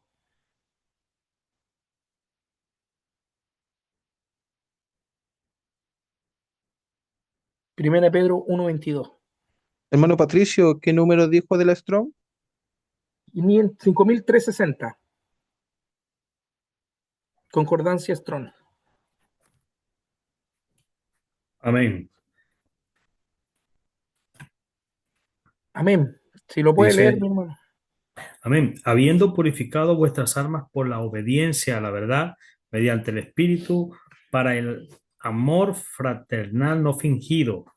Amaos los unos a los otros entrañablemente de corazón puro. Amén. Entonces vemos claramente un amor sincero, puro, no fingido. Y ahora, ¿qué dice mi hermano si tiene ese significado en la Strong? ¿Usted lo tiene? Hermano Patricio, 5360. Sí. Dice afecto fraternal, amor fraternal y afecto. Ya. Ahora, ese amor ágape que se emplea es un amor incondicional, desinteresado y sacrificial. ¿Ya? Ahora, cuando nosotros hablamos de incondicional, hablamos que no depende de los méritos del receptor, ¿ya? Sino que es un amor o es una entrega total. Y en todo el Nuevo Testamento, hermano amado, la palabra que se emplea en Cristo es un amor tan profundo, por eso lo estábamos hablando sobre el tema de la incondicional, que, ¿no es cierto?, no se conoce, sino que nosotros tratamos, ¿no es cierto?, de aplicar estos términos, tratar de tener un amor incondicional, incluso no tan solo con nuestro cuerpo, sino con los demás y primeramente con Dios, ¿ya? Y es un amor, para que anotéis, incondicional, voluntario y también divino, ¿ya? A eso se refiere el amor ágape, un amor incondicional, desinteresado y sacrificial y voluntario, ¿ya? Porque Dios a nadie le obliga a amar. Recuerde que el amor tiene que germinar. Cuando nosotros hablamos de un amor, hermano, no estamos hablando de un amor falso, ¿ya? Ni tampoco es amor, ¿no es cierto?, que es romántico. Es un amor muy profundo. Cuando nosotros hablamos, ¿no es cierto?, del amor incondicional, hablamos inmediatamente en lo que Dios hizo por la humanidad. Y este amor ágape, ¿no es cierto?, que es un tipo de amor incondicional, que Dios no espera reatribuir este amor. Obviamente, si Dios quiere retribución sobre nuestra adoración, nuestra intimidad, ¿no es cierto?, nuestra, se puede decir, devoción con Dios, pero Dios nunca, ¿no es cierto?, se puede decir, hizo una excepción para amar a este mundo. ¿Por qué es tan importante este amor, hermano, sobre el tema del amor ágape incondicional? Porque incluso presentan otras denominaciones y otras doctrinas, y lo habíamos pasado sobre el tema de los calvinistas. Ellos ven a Dios como un Dios, se puede decir, perverso, que ellos, el Dios que presentan no es el Dios ágape, sino que es un Dios, ¿no es cierto?, que solamente vino por aquellos, ¿no es cierto?, por los escogidos, por aquellos que solamente, ¿no es cierto?, Dios tuvo misericordia, por aquellos, ¿no es cierto?, solamente los que algunos, ¿no es cierto?, que esta manifestación, este amor no fue para todos, y vemos claramente cómo ellos emplean a Dios en su acción, en sus herejías que enseñan. Por eso es tan importante este amor fraternal, hermano, que viene inclinado y tomado del amor ágape de Dios, que es un amor incondicional. ¿Por qué eso a nosotros se nos hace como doctrina fundamental? Por esto mismo. Porque los calvinistas enseñan que Cristo solamente murió, ¿por quién? Por los escogidos. Claramente vemos en el Nuevo Testamento, vemos este amor ágape, que es un amor, ¿no es cierto?, incomprensible. Y eso es lo que yo le estaba diciendo anteriormente, que nosotros ni siquiera podemos ponerlo en el lugar de Dios, ¿no es cierto?, como podemos amar. Imagínense si Dios a nosotros nos grafica, y el ícono versículo que dice que nosotros siendo malos padres, ¿no es cierto?, si nuestro hijo nos pide pan, no le vamos a darle una piedra, sino que le damos pan, cuánto más el amor de Dios, ¿no es cierto?, que tiene para con nosotros. Y a veces nosotros, aún así, sabemos que Dios es justo, porque algunos también distorsionan este tema del amor, hermano. diciendo que Dios es amor, que Dios es amor, Dios es amor. No, pero Dios también es fuego consumidor, ¿ya? Pero el amor de Dios en el aspecto ágape es un amor incondicional. Amén. Ahora, fuera del Nuevo Testamento, la palabra ágape se utiliza en una variedad de contextos, pero el Nuevo Testamento adquiere un significado distinto, ¿ya? Para demostrar el amor que viene de Dios, que es de Él y es su naturaleza misma, ¿ya? No es que Dios tenga, y esto lo dije la otra vez, no es que Dios tenga amor. Y algunos dicen, no es que Dios tiene amor, no es que Dios sabe, no es que Dios sabe, Dios tiene amor. No, Dios es amor, no es que tenga una pizquita de amor, no es que tenga, y en ese amor incondicional que demostró, ¿no es cierto?, hasta el acto más hermoso que fue la muerte de Jesucristo, esa hermosa, ¿no es cierto?, acto de amor que hizo Jesús también por nosotros, Dios demostró ese amor incondicional, ¿ya? No es condicionar el amor de Dios, es incondicional, para que usted lo anote ahí, hermano amado, ¿ya? Este tipo de amor que caracteriza a Dios no es un sentimiento romántico, ¿ya? Como a menudo escuchamos que se describe, Dios ama porque sea esa su naturaleza o la expresión de su ser, Él ama al odioso y al que no es simpático, no porque merezcamos ser amados o por alguna excelencia que tengamos, sino porque su naturaleza es amar y el deber ser fiel, y Él, perdón, es fiel a esa naturaleza, porque Dios es amor. Por eso dice ese versículo, y si alguien me lo puede buscar, que Dios, ¿no es cierto?, ama al pecador, y ahí hay también una distorsión que toman los gentiles, se puede decir, lo vamos a tomar de esa forma, los gentiles, para decir, no, si Diosito me ama a pesar de mi condición. De hecho, por ejemplo, hay gente así, hermano, que toma, es muy descarada, que roba, va a delinquir en nombre del Señor. Diosito, yo me encomiendo en tus manos, Señor, que me haya bien. Entonces, pasan a llevar el amor de Dios cuando Dios es justo. Su amor siempre va a ser primero, pero Dios también en su atributo, no es que Dios tenga justicia, Dios es justo. Y por ser justo, Dios tampoco no va a tolerar el pecado, ¿ya? Ahora, ¿Dios ama al pecador? Sí lo ama al pecador, pero eso no quiere decir, perdón, no sé qué, no sé, está ahí un micrófono abierto, no sé si quiere opinar. ¿Quién tiene? Leamos San Juan 3:16, que es un icono. Tiene San Juan 3:16, los predicamos incluso.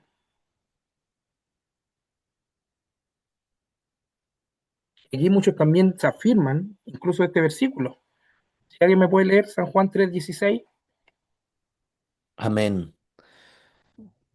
Porque de tal manera amó Dios al mundo que ha dado a su Hijo unigénito para que todo aquel que en él crea no se pierda, mas tenga vida eterna. Ya, ahí, ¿cuál es la mala interpretación, mi pastor Fernando, justo que está ahí, que usted cree que le hacen a ese versículo?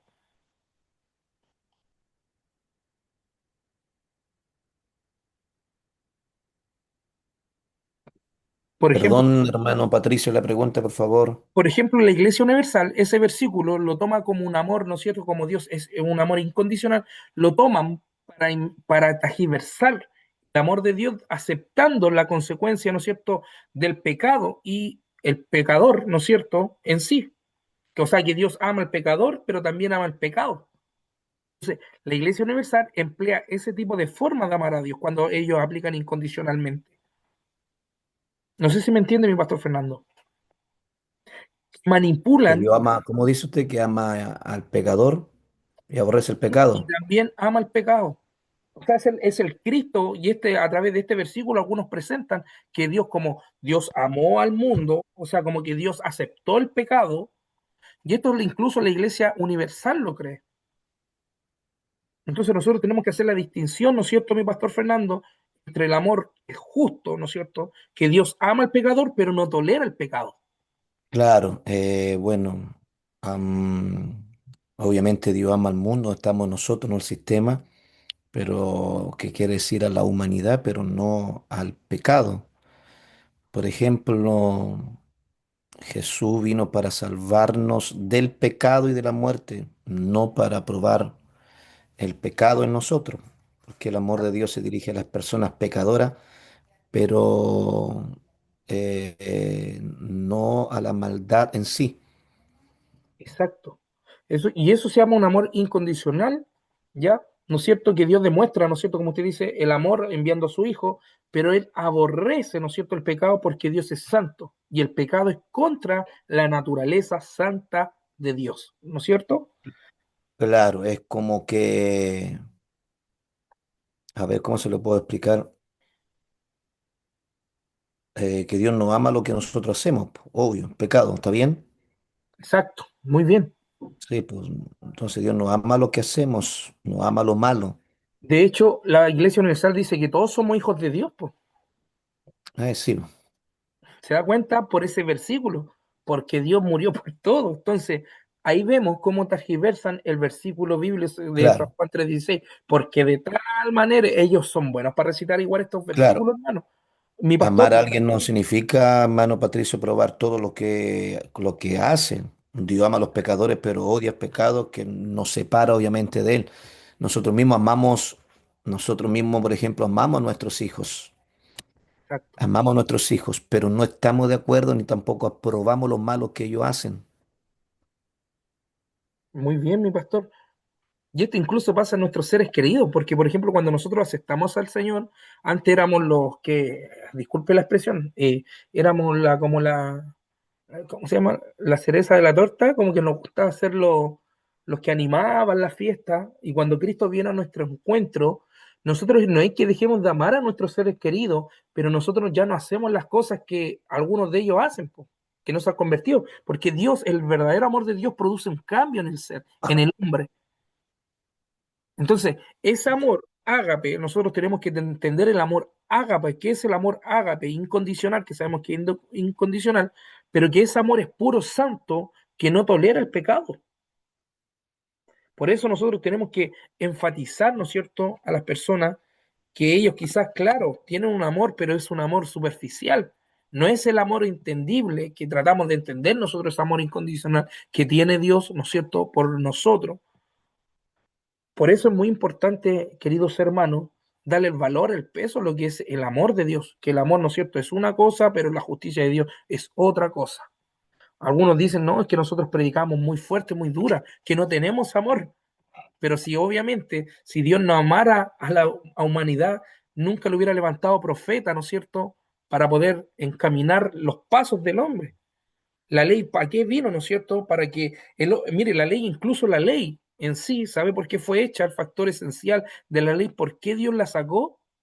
Para que el hombre, ¿no es cierto?, pudiera, número uno, conocer en esencia el carácter de Dios, ¿no es cierto?, cómo Dios trabajaba, y otro, para que pudieran hacer las cosas bien, agradables, piadosas y santas ante Dios. Por eso Dios le dio la ley. La ley es la que los condenaba. De hecho, la ley es la que condena. Por eso el apóstol Pablo dice, pero viene el amor de Dios. Y por eso me gusta Jesús lo que dice, porque yo no venía a abrogar la ley diciendo, como diciendo, no vengo a minimizar esto, sino vengo a cumplirla. Y mire el acto como yo vengo a cumplir esto, que es derramando mi vida, entregando mi vida. Y como algunos cantan, que algunos también hay unos coritos que a Jesús lo mataron, hermanos amados, de verdad, disculpe por pasar esto, que no es un colador, pero de repente nosotros en nuestras mismas iglesias cantamos alabanza que Cristo murió, lo mataron, no. Cristo, hermano, para empezar, nadie lo mató. ¿Por qué? Porque fue un acto de amor y Él entregó su vida. Él entregó su vida. Nadie mató a Jesús.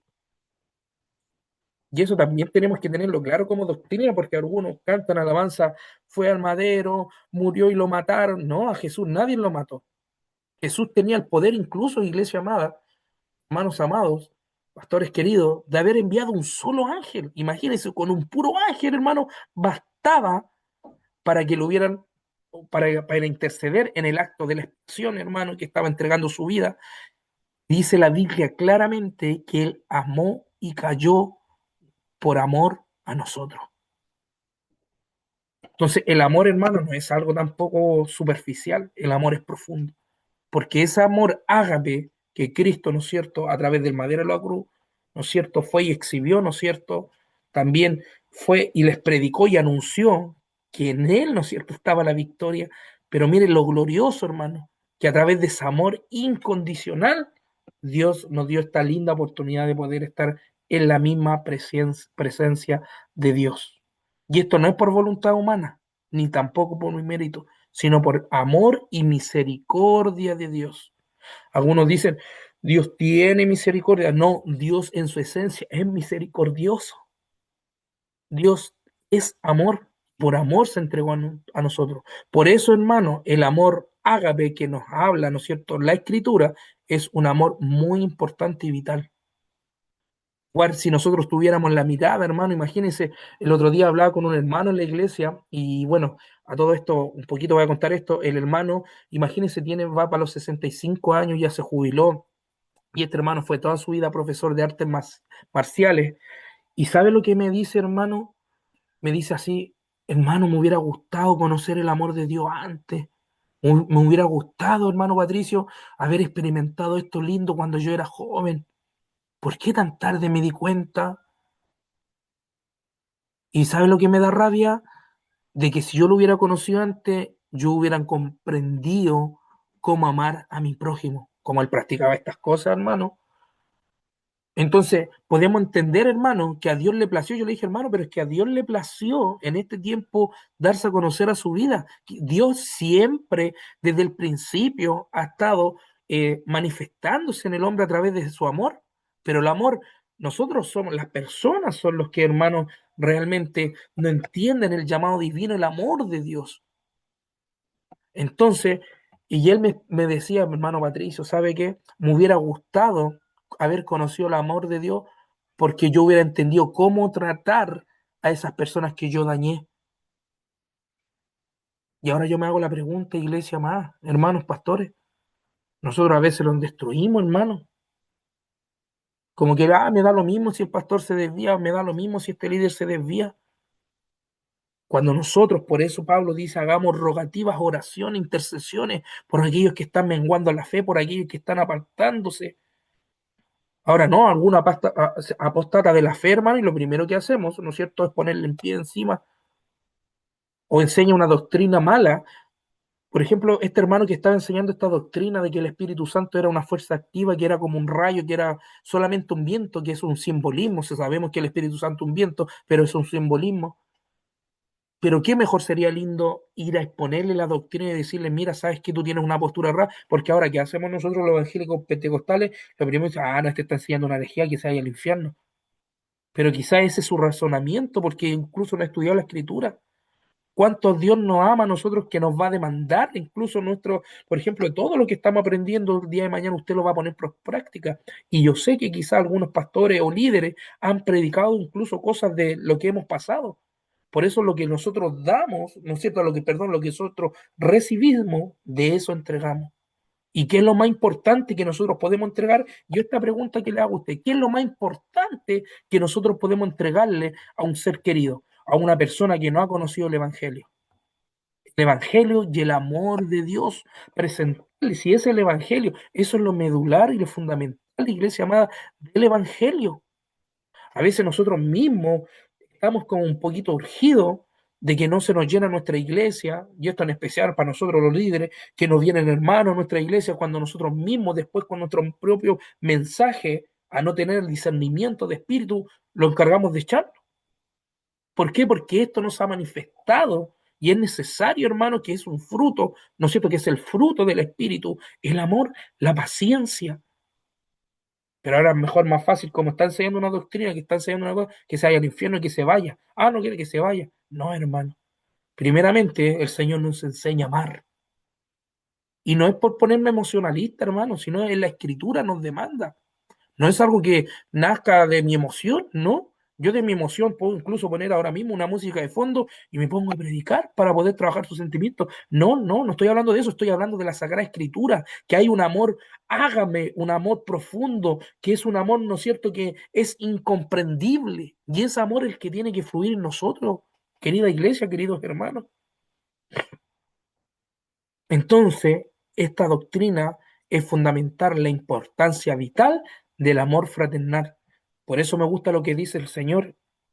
Señor, pero mira, ¿cómo van a saber que, cómo sabe? Mire el versículo que profundo. Señor, ¿cómo sabremos que son uno de nosotros? O sea, le estaban preguntando a los discípulos, Señor, ¿cómo vamos a saber que también son hermanos en la fe? Jesús no le dijo, mire, Jesús en ningún momento le dijo, no, porque ya fuego arriba del altar. No porque era un evangelista comisionado, un apóstol, un misionero. No, el que profetizaba era el que profetiza, el profeta central de la iglesia. No, no, el que hace milagros. No.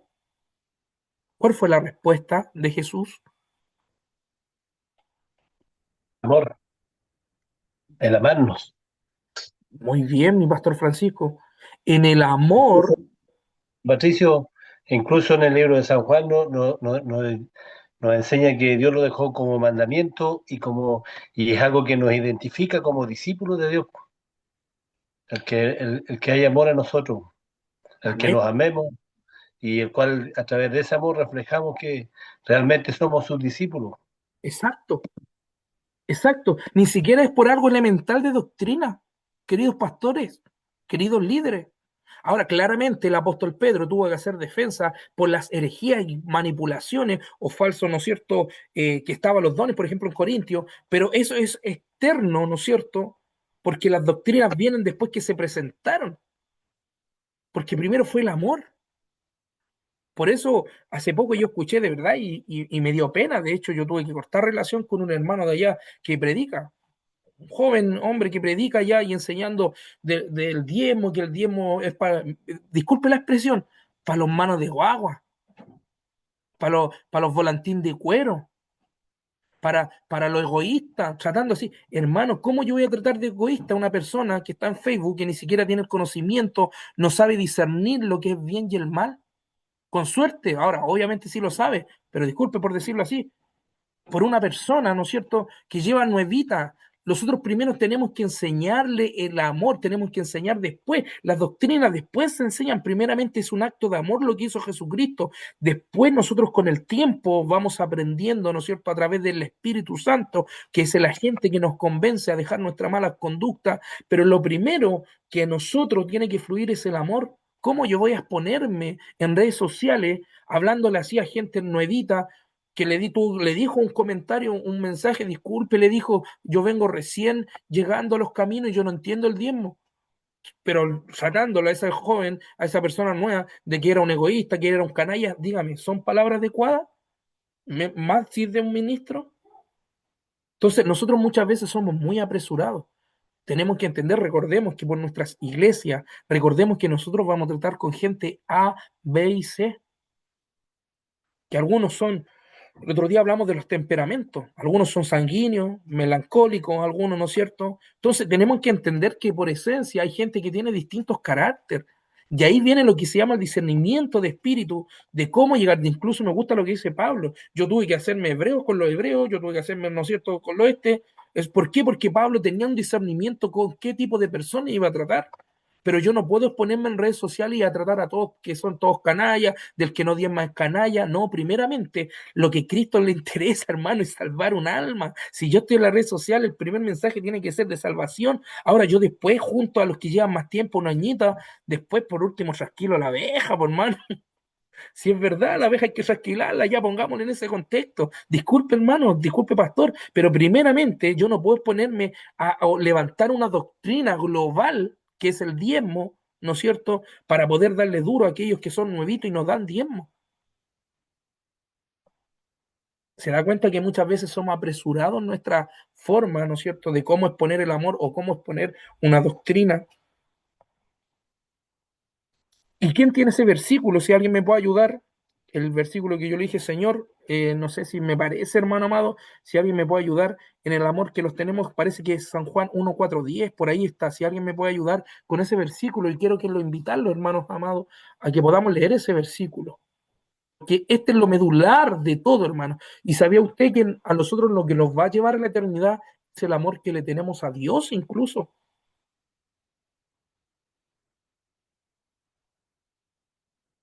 Si alguien lo tiene,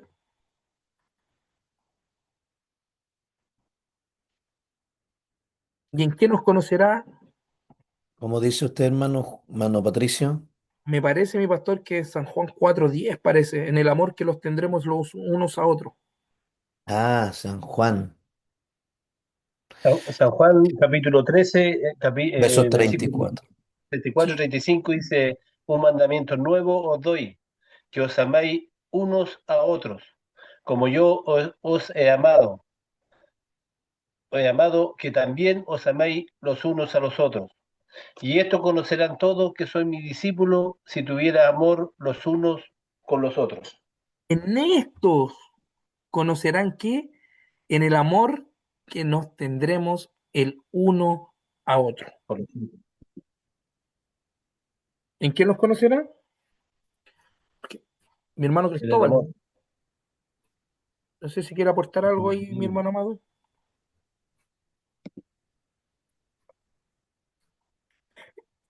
Entonces, para ya estar terminando, queridos hermanos, el amor fraternal como evidencia de vida, el amor no es solo un sentimiento, sino una acción práctica. Juan enseña que quien conoce a Dios ama a su hermano y que la falta de amor demuestra que no conoce a Dios, pues Dios es amor. Amén. ¿Alguna pregunta, hermano, basada en esta doctrina? No sé si quedó clara o algo que quiera aportar.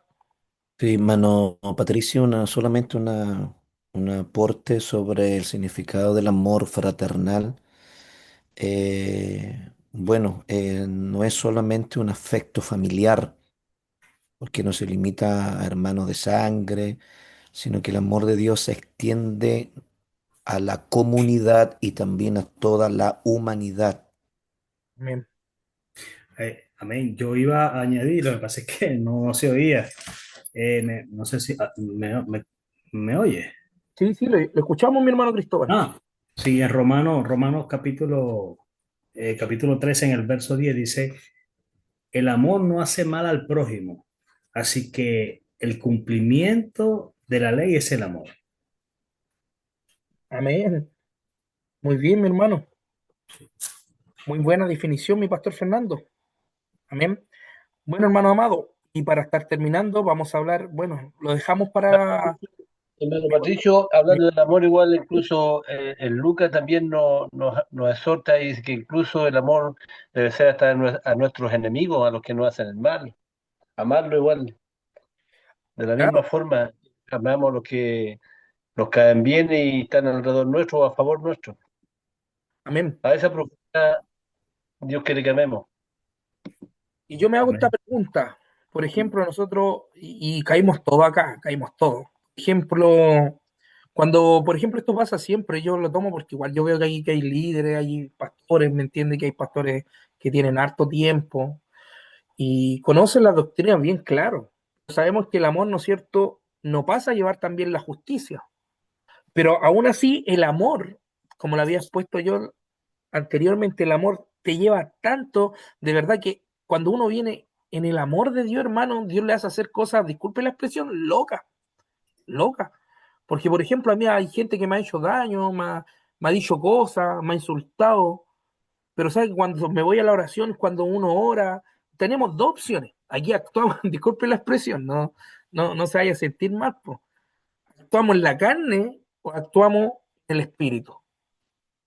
¿Sabía usted, hermano, que aún así, si usted estuviera lleno del poder del Espíritu Santo, aunque le haga daño al hombre más, no sé, una cosa terrible, el verdadero Hijo de Dios con ese amor, hermano, lo lleva incluso a perdonar, incluso de poder verlo incluso otra vez a la cara? De Pero hecho, para complementar lo que está diciendo, de hecho, ese amor es tan profundo que en vez de juzgarlo delante de Dios en oración, pedimos, más bien intercedemos a Dios por esa persona para que el Señor tenga misericordia de esa persona y no de una manera que no lo hacemos como con un prejuicio, sino lo hacemos sinceramente delante de Dios en oración, hasta lloramos por esa persona para que esa persona alcance la misericordia de Dios y que pueda tener cambios en su vida. Ya no hacemos una oración como individualista o como a favor mío, sino que más bien nos ponemos en el lugar de esa persona e intercedemos por ella. El amor de Dios es algo que lleva al ser humano, como usted lo acaba de decir, a hacer cosas que son incomprensibles para la mente Comprensible. natural y que no se puede comprender. En el momento de la oración, muchas veces en la oración esa íntima, que uno entra a su casa, a su habitación y ora, es en ese momento que se manifiesta muchas veces, porque hay gente que no ha tenido esa experiencia, ese amor de Dios, y lo que van es a la presencia de Dios, a juzgar, a poner la mano de Dios, como a llevarle en juicio a esa persona, cuando verdaderamente la Biblia enseña todo lo contrario. La Biblia dice que debemos en oración perdonar a aquel que nos ha hecho daño, porque no solamente lo dejó el Señor como una regla, sino como un mandamiento, pues que sí, que necesariamente debemos perdonar a aquellos que nos han ofendido en oración para que Dios pueda perdonar nuestro pecado. Amén. Muy bien, mi hermano Cristóbal. Muy buen aporte. Y es así, Dios en la profundidad, como usted dice, en la oración, hermano, es algo tan incomprensible, hermano. Si a veces Dios actúa, de hecho es más, disculpe la palabra o la expresión, pero las cosas que hace Dios en nosotros son locura, hermano. El hombre espiritual y está el hombre carnal, y el hombre carnal no alcanza a percibir lo espiritual. Y ahora yo me hago todo, y esto entra en la moral, hermano. El tema del amor entra en la moralidad, ya sea del liderazgo. Ahora no es más fácil cortar, ¿no es cierto? Tú me la hiciste mal, no, yo con este nunca más. Y así están los ministerios, grandes ministerios ahora. Si usted ve, y esto es pan de cada día, hermano. ¿Y sabe por qué, hermano? Porque no han entendido verdaderamente el amor de Dios. Imagínese, por hermano, este mismo hermano me decía que estuvo 65 años esperando a Dios y se da cuenta el Señor de todas las cosas malas que hizo durante 65 años. Él se hacía, pero hermano, hice tantas cosas malas, me hubiera gustado conocer a Dios para no haberle hecho daño a otras personas. Yo le dije, imagínese, hermano, 65 años, a usted le esperó el Señor, y ahora viene cualquiera, uno me hace un daño, y vamos echándolo para afuera, vamos, ¿no es cierto?, criticándolo, vamos, no, chao, son así. Si verdaderamente, hermano, nosotros amáramos como Dios, todo sería distinto. Pero es algo incomprensible. Solamente los que han experimentado el amor de Dios van a entender. De más, ¿sabía usted por qué lo esencial que no han disfrutado con libertad los evangélicos, los pentecostales, esto, hermano? Sobre todo en la línea pentecostal, que es más emoción, que igual yo sé que es una linda emoción. ¿Sabe que ellos no han experimentado el verdadero amor? ¿Sabe por qué? Porque aún así nunca se han gozado, ¿no es cierto? Mire, la verdadera, se puede decir, no sé si mi pastor Josué tiene ahí. El verdadero amor, a pesar cuando tú tienes claridad en el amor que tú le tienes a Dios, puede levantarse el mismo infierno, pero tus convicciones van a estar claras, porque tú sabes que Dios es más grande que tu problema. Pero la gente que no ha conocido el amor de Dios, viene un problema y se va al mundo, o viene algo, me hicieron algo en la iglesia y se van. No, es que este hermano me dijo esto, yo no quiero más ir a la iglesia. ¿Por qué? Porque no han entendido profundamente el amor de Dios. Porque si entendieran el amor de Dios, jamás se apartarían. Por eso me gusta lo que dice, ¿no es cierto?, el apóstol. ¿Quién me podrá separar del amor de Dios? Hambre, tribulación, pestilencia, guerra. ¿Quién me podrá separar? ¿Y sabe por qué ellos dijeron estas palabras tan profundas, querido hermano? Porque ellos experimentaron, estuvieron con el verdadero amor. Dios le traspasó este amor a ellos. Y ellos comprendieron cuando Jesús dio su vida por ellos. Y yo ahora me hago la pregunta, ¿usted está dispuesto a dar su vida por su hermano? No, que él ponga su vida solito. Entonces, el amor de Dios es tan profundo, queridos hermanos, que muchas veces no lo vamos a comprender. Por eso se llama un amor incondicional.